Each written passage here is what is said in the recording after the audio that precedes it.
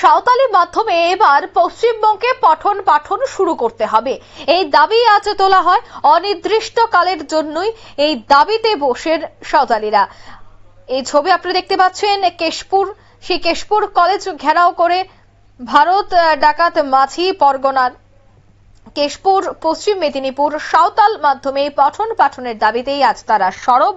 তাদের দাবি দীর্ঘদিন ধরেই কেশপুর কলেজে সাঁওতালি মাধ্যমে পড়াশোনা করার জন্য দাবি জানানো হলেও কোনো ধরনের কোনো পদক্ষেপ গ্রহণ করা হচ্ছে না কলেজের পক্ষ থেকে। অবশেষে তারা বাধ্য হয়ে শুক্রবার দুপুর 2টোর সময় কেশপুর কলেজের সামনে অর্থাৎ মূল ফটকে ঘেরাও করে কর্মসূচি অর্থাৎ বিক্ষোভ কর্মসূচি পালন করে। তাদের দাবি যতক্ষণ না পর্যন্ত কেশপুর কলেজে এই সব সাবজেক্টে পঠন পাঠন শুরু হচ্ছে এবং শিক্ষক নিয়োগ শুরু না হচ্ছে ততক্ষণ পর্যন্ত তারা এই বিক্ষোভ চালিয়ে যাবেন। কি বলছেন তারা শোনাচ্ছি। কোন কোন দাবি সামনে রেখে আজকে আপনাদের এই বিক্ষোভ ঘেরাও কর্মসূচি? মেনলি আজকে আমাদের দুটো দাবি আছে।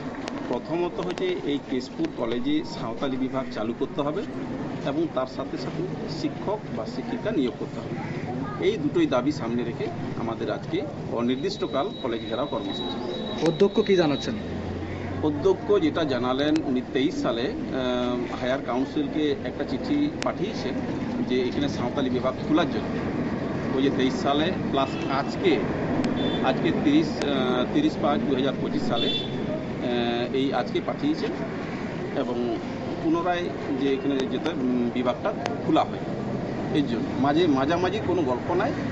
আর উনি বলছেন যে আমি কিছু করতে পারবো না, যা করার হায়ার এডুকেশন কাউন্সিল করবে। আপনারা এই কলেজ ছাড়া আর অন্য কোথাও কি জানিয়েছিলেন শিক্ষা দপ্তরে? আমরা কলেজেও জানিয়েছি, আমরা ডিএমকে জানিয়েছি, আমরা এসপিকে জানিয়েছি, আমরা ভিসিকে জানিয়েছি, সব আমরা 14 গোষ্ঠীকে জানিয়েছি। এবার ঘটনা হলো যে শিক্ষাটা মানে এই সাঁওতাল জাতির কতটা গুরুত্বপূর্ণ, যেহেতু এটা সেকেন্ড অফিসিয়ালি ল্যাঙ্গুয়েজ ওয়েস্ট বেঙ্গলের একটা সরকারি ভাষা হিসাবে এইটা কতটা করার দরকার এটা সরকারি আধিকারিকরা ভালোই জানে আমাদের চেয়ে। যার ফলে অনেক আশা নিয়ে আমরা ওদের সঙ্গে আলাপ আলোচনা করেছি, যেহেতু তারা কিছুই ব্যবস্থা করেননি, তাই আজকে এই 30 তারিখ থেকে আমরা অনির্দিষ্টকাল ঘেরাও কর্মসূচি। আপনার নাম? স্বপন মান্ডি। 23 সালের থেকেই আমরা করে যাচ্ছি। কোনো রকম গভর্নমেন্ট আইনের এগেনস্টে প্রিন্সিপাল যেতে পারে না। ওনাদেরকে অনেকবার বলেছি যে অ্যাপ্রুভ্যাল গভর্নমেন্ট দেয়, তারপরে ইউনিভার্সিটি ইন্সপেকশন করে, তারপরে কলেজ এটা চালু করতে পারবে, তার আগে নয়। ওনাদেরকে সমস্ত ডকুমেন্ট আমি দিয়েছি যে আমি এই স্টেপগুলো নিয়েছি। তা সত্ত্বেও ওনারা বললেন যে না আমরা একটা ইয়ে করবো।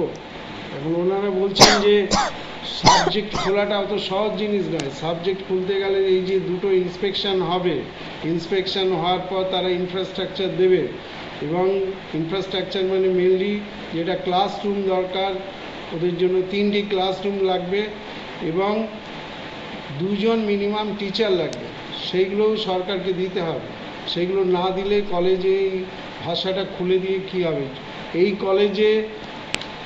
কলেজ এই কেশপুরবাসীদের জন্য পড়াশুনোর জন্যই কলেজটা স্থাপিত হয়েছে।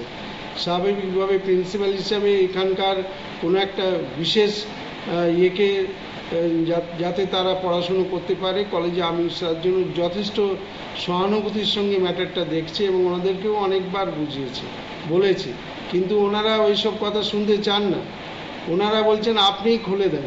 আমি তো খুলতে পারবো না, আমার তো এগুলো পারমিশন ছাড়া তো আমি খুলতে পারি না। এইভাবে যদি অবরোধ চলে সেক্ষেত্রে তো ছাত্রছাত্রীরা কলেজ আসতে ভয় পাবে। ওই জন্য ওনাদেরকে আমরা ডিটেলস জানিয়েছি যে এই ছাত্ররা ভয় পাচ্ছে, শঙ্কিত আছে। স্বাভাবিকভাবে আপনারা এটা অবরোধটা তুলুন, কারণ আপনাদের জন্য যেটা করার সেটা করছি। গভর্নমেন্ট পারমিশন না দিলে কলেজে এখানে অবস্থান করে কিছু লাভ হবে না। এখন কি পদক্ষেপ নেবেন?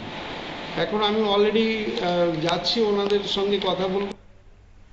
আপনারা শুনলেন কলেজ কর্তৃপক্ষের বক্তব্য, অন্যদিকে আন্দোলনকারীদের বক্তব্য। কলেজ কর্তৃপক্ষের বক্তব্য হচ্ছে সরকার যদি কোনোভাবে স্বীকৃতি না দেয় বা সরকার যদি কোনো ধরনের সিদ্ধান্তে না আসে তবে কলেজ কর্তৃপক্ষ এই বিষয়ে কিছুই করতে পারবেন না। কিন্তু আন্দোলনকারীদের মূলত বক্তব্য হচ্ছে যে খুব দ্রুত এবার সাঁওতালিতে পঠন পাঠন শুরু করতে হবে এবং যতদিন না পর্যন্ত শুরু হয় ততদিন পর্যন্ত এই ধরনের আন্দোলন তারা চালিয়ে যাবে। এখন দেখার বিষয় শিক্ষা দপ্তর কি পদক্ষেপ গ্রহণ করে।